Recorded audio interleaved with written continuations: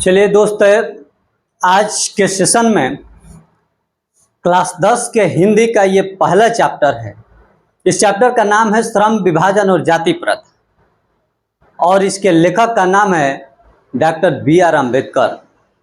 उसी के बारे में, इस चैप्टर के बारे में हम लोग चर्चा करेंगे कि इसमें क्या क्या ऑब्जेक्टिव बन सकता है क्लास 10 के परीक्षा में बिहार बोर्ड में। तो चलिए दोस्त, देर न करते हुए हम लोग सीधे देखते हैं क्या क्या है इसमें।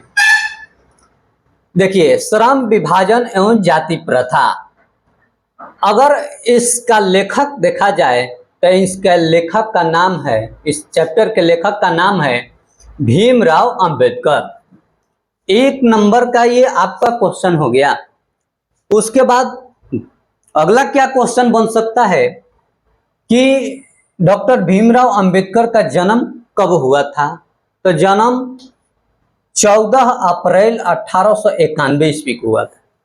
बाबा साहब भीमराव अंबेडकर का जन्म कब हुआ था? तो 14 अप्रैल 1891 ईस्वी में। ये सबको याद होगा जहां तक मुझे अनुमान है। अगर अगला क्वेश्चन फंसने वाला है तो ये पूछ सकता है कि कहाँ, तो ये महू में हुआ था। और ये महू है कहाँ? तो ये मध्य प्रदेश में पड़ता है। राज्य पूछे तो मध्य प्रदेश, शहर पूछे तो महू बताना। और अगर जाति कहीं पूछ ले तो महार जाति में। किस जाति में? महार जाति में।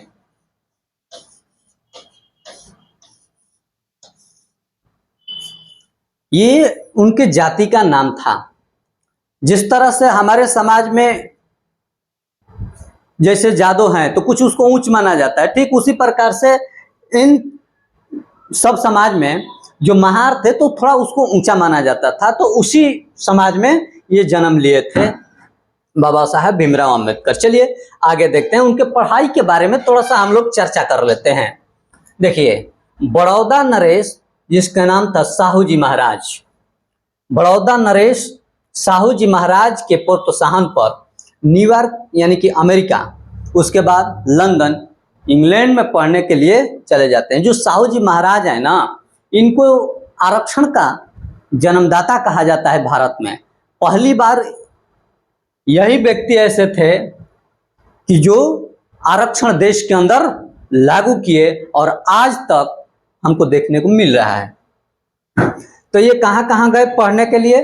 न्यूयॉर्क, अमेरिका चले गए, उसके बाद लंदन चले गए, वहां से पढ़ाई किए। पढ़ाई करने के बाद बहुत सारे दर्शन लिखे।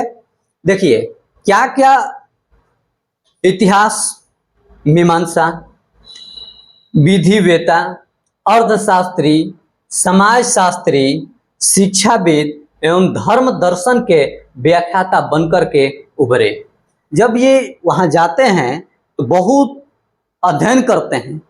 बहुत सारे किताबों को अध्ययन करने के बाद, पढ़ाई करने के बाद, इतिहास मीमांसा का, विधिवेता, अर्थशास्त्री, समाजशास्त्री, शिक्षाविद एवं धर्म दर्शन के व्याख्याता बन करके पूरे दुनिया के मानस पटल पर उभर करके सामने आते हैं। उसके बाद जब वो स्वदेश लौटते हैं, जो अपने देश भारत आते हैं, तो वो क्या करते हैं? वकालत करते हैं, क्योंकि वो विधि की भी पढ़ाई किए हुए थे। वकालत करते हैं। उसके बाद वकालत करते करते जो हमारे देश के अंदर जो पिछड़े वर्ग के लोग थे, जिसको अछूत माना जाता था, उनको ना तो पानी पीने का अधिकार था और न ही समाज में एक साथ बैठ सकते थे, न वेद पढ़ने का अधिकार था, न वेद सुनने का अधिकार था। इन तमाम अधिकारों के लिए बाबा साहब अम्बेडकर ने लड़ाई लड़े। अपने देश के अंदर आकर के दलितों के मसीहा बनकर के सामने उभर करके आते हैं और यहाँ तक कि पानी पीने का अधिकार भी दिलाते हैं। देखिए, मानव अधिकार में अछूतों, मजदूरों और स्त्रियों को दिलाई। ये मानव अधिकार में क्या क्या दिलाते हैं? तो अछूतों को, मजदूरों को और स्त्रियों को इन्होंने मानव अधिकार दिलाई। उसके बाद इनके प्रेरक व्यक्ति कौन थे? माने किसको आदर्श मानते थे? कौन इसके आइडियल व्यक्ति थे? किसको गुरु मानते थे ये? तो उनके अगर गुरु में अगर ध्यान दिया जाए, गौर किया जाए, तो उनके पहले गुरु महात्मा बुद्ध को मानते थे। गौतम बुद्ध, जिसको एशिया का लाइट कहा जाता है, वे खुद एक तर्कशील व्यक्ति, यानी कि वैज्ञानिक कहिए उसको,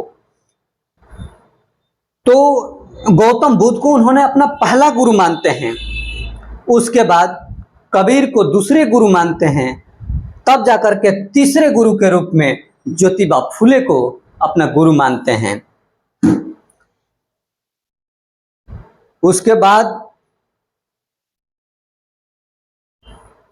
बाद देखिए, उपनाम की ओर चलते हैं। तो उपनाम बाबा साहब संविधान निर्माता के नाम से जाने जाते हैं। अगर उपनाम पूछ ले कि निम्नलिखित में से बाबा साहब किसका नाम, तो आप लोग तो इसी तरह से मार देंगे, ये तो आपको याद है। अब देखिए, उसके बाद हम इनके रचनाओं के बारे में थोड़ा सा देखेंगे कि कौन कौन से रचना था।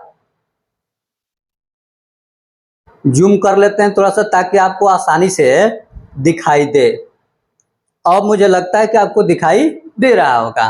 तो चलिए देखते हैं रचना एवं भाषण। जो देखिए कास्ट, हाँ, द कास्ट इन इंडिया। उसके बाद लिखे हैं their mechanism, genesis and development, the untouchable, who are दे,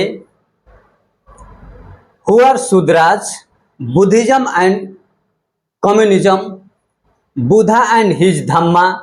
उसके बाद thoughts and linguistic state, the rise and fall of Hindu women. उसके बाद एनहिलेशन ऑफ कास्ट, जो इनके सबसे महत्वपूर्ण रचनाओं में से था, वो था एनहिलेशन ऑफ कास्ट, यानी कि जाति का विनाश। उसके बाद देखिए, यह 21 खंडों में प्रकाशित हुआ था। जो एनहिलेशन ऑफ कास्ट था वह 21 खंडों में विभाजित हुआ था, और उसी खंड का यह जाति पाति तोड़ो मंडल, ये लाहौर में एक अधिवेशन हो रहा था, और उसी अधिवेशन के बाबा साहब अम्बेडकर को अध्यक्ष बनाया गया था, और उसमें इन्होंने भाषण दिए थे। तो वह अध्यक्षीय उनका जो भाषण था, उसी भाषण का ये टुकड़ा है। देखिए, उसके बाद जाति पाति तोड़ो मंडल, ये लाहौर में वो सम्मेलन हुआ था। वो कब हुआ था? ये 1936 में हुआ था। ये याद रखना है कि जाति पाति तोड़ो मंडल ये कहाँ हुआ था? तो ये लाहौर में ये सम्मेलन हुआ था। कब हुआ था? तो 1936 में हुआ था। ये अध्यक्षीय भाषण था, मैंने बताया। और इसके अध्यक्ष कौन थे? तो बाबा साहब भीमराव अंबेडकर को अध्यक्ष बनाया गया था। और जो एनहिलेशन ऑफ कास्ट था, इनको हिंदी में अनुवाद करने वाले व्यक्ति का नाम था ललई सिंह यादव, जो इसको हिंदी में अनुवाद कर दिए। ठीक है। उसके बाद नागपुर में 1956 में बाबा साहब अम्बेडकर कहते हैं कि मुझे जन्म लेना तो ये मेरी बस की बात नहीं है कि मैं किस जाति में जन्म लूं। मैं हिंदू धर्म में जन्म जरूर लिया हूं, ये मेरी बस की बात नहीं है, लेकिन मैं हिंदू धर्म में मरूंगा नहीं, ये मेरी बस की बात है। तब उन्होंने 1956 में बौद्ध धर्म अपनाते हैं, और बौद्ध धर्म अपनाने के कुछ दिनों के बाद 6 दिसंबर 1956 ईस्वी को महापरिनिर्वाण हो जाते हैं, यानी कि उनकी मृत्यु हो जाती है, देहावसान हो जाता है उनका, और वह दुनिया से चले जाते हैं। तो ये आज के सेशन में रहा। और उसके बाद हम बताएंगे अगले वीडियो में। हाँ, जोड़ दियो, एडिट